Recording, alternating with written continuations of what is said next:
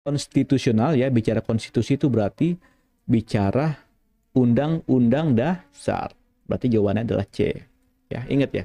Konstitusi UUD konstitusi.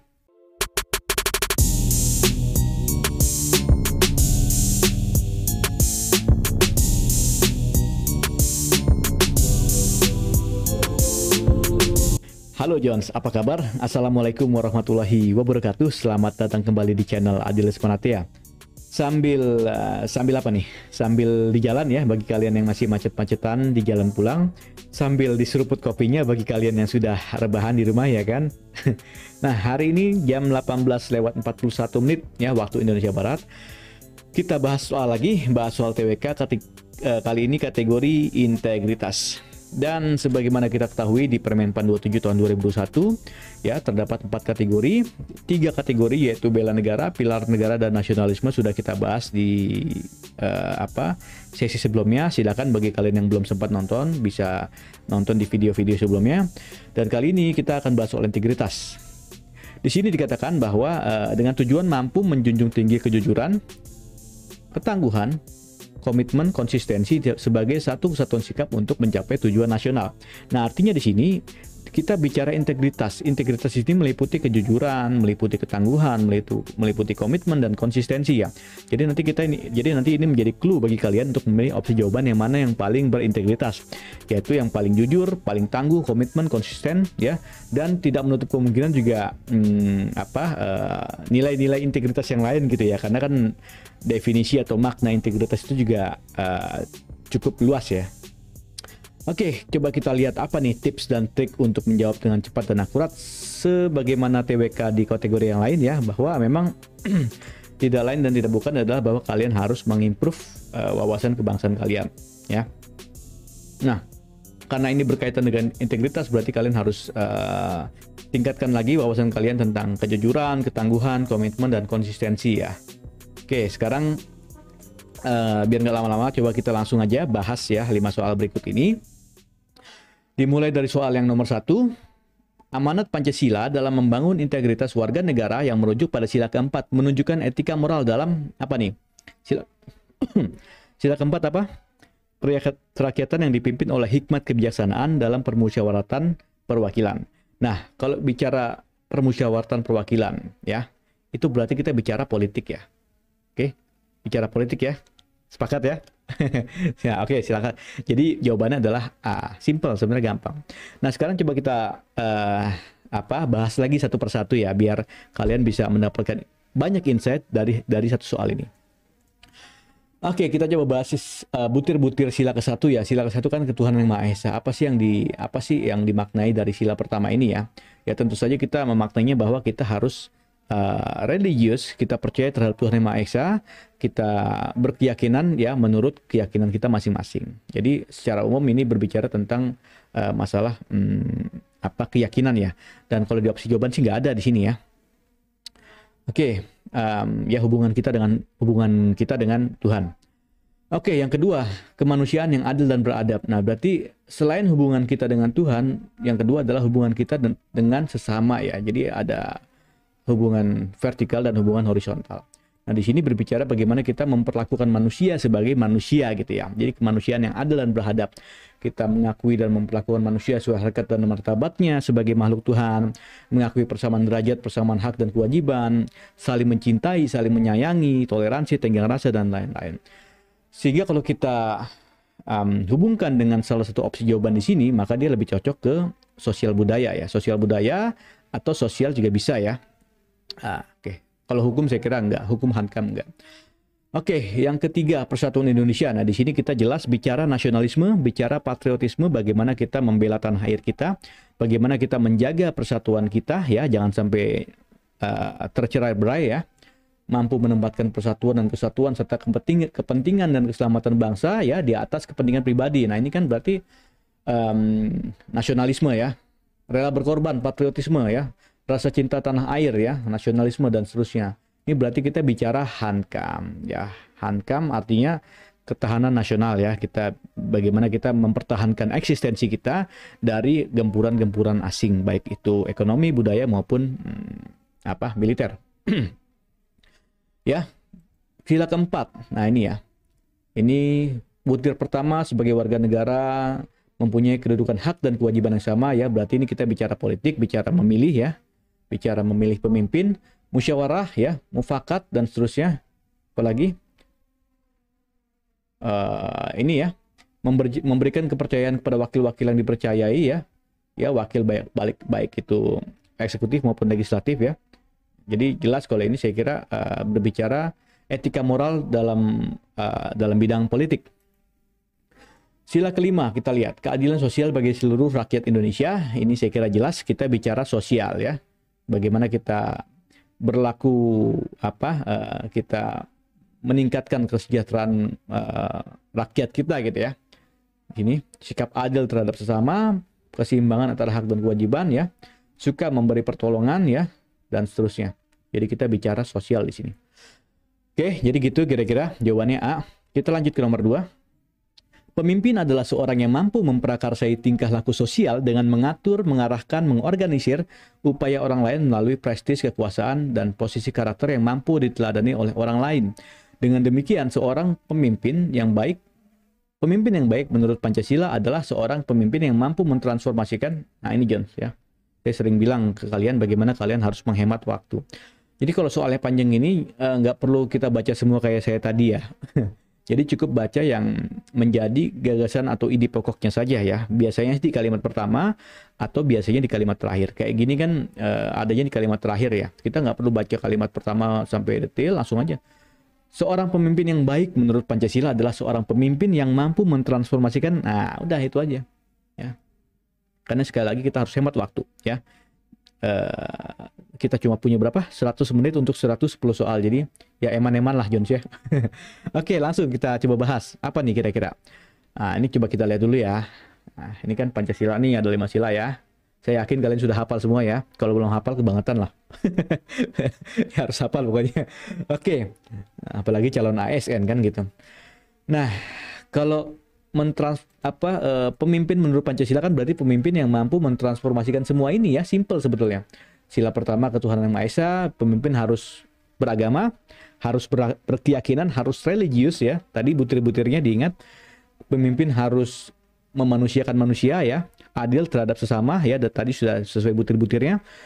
Pemimpin harus mempersatukan Indonesia ya, jangan malah memecah belah ya, jangan malah menimbulkan kegaduhan ya, kegaduhan politik atau kegaduhan atau menimbulkan polarisasi sebagaimana yang terjadi di kita ya, polarisasi golongan A, golongan B hanya karena gelaran event politik dua event terakhir ya, itu sangat disayangkan ya. Kita entahlah kita diadu domba atau gimana, marilah kita kembali bersatu ya, tidak ada lagi polarisasi karena event pilpres sudah selesai ya, nggak usah kita ini lagi.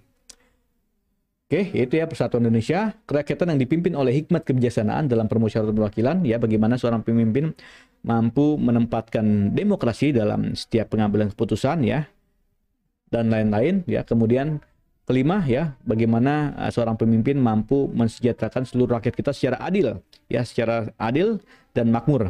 Oke. Nah, berarti yang mana nih? Kalau A itu kan cuman agama dan nilai kemanusiaan doang ya. Jadi ini juga B juga sama, tidak mencakup semua sila. Yang C juga sama, tidak mencakup semua sila ya. Pancasila dan nilai keadilan, agama yang nggak ada, nasionalisme juga. Yang D juga nasionalisme doang. Yang mana ya? Bagus semua nih kata-katanya. Oke.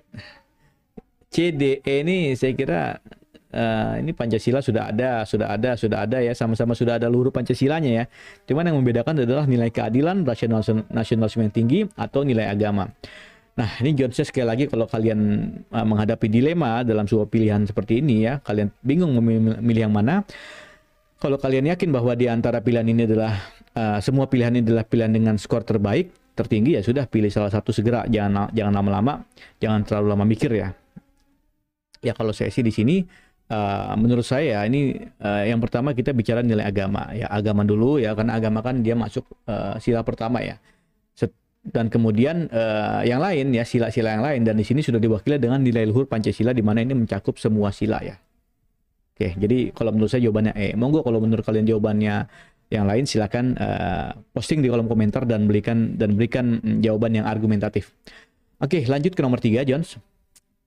Lembaga non-struktural yang mandiri dan bebas dari intervensi politik untuk menciptakan pegawai ASN yang profesional dan bekerja, memberikan pelayanan secara adil dan netral, serta menjadi perekat dan pemersatu bangsa adalah lembaga non-struktural. Ini keywordsnya ya. Apa nih lembaga non-struktural?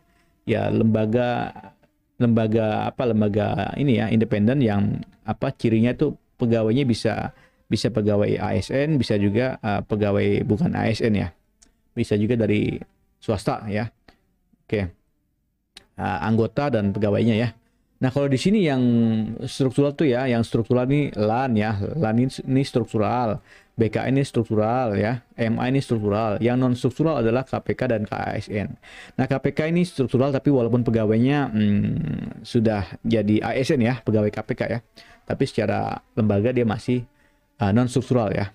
Koreksi jika salah. Oke, nah kalau ini kan berarti opsinya cuma C sama D nih. Nah sekarang dia pegawai ASN menciptakan, ya udah berarti D, KASN.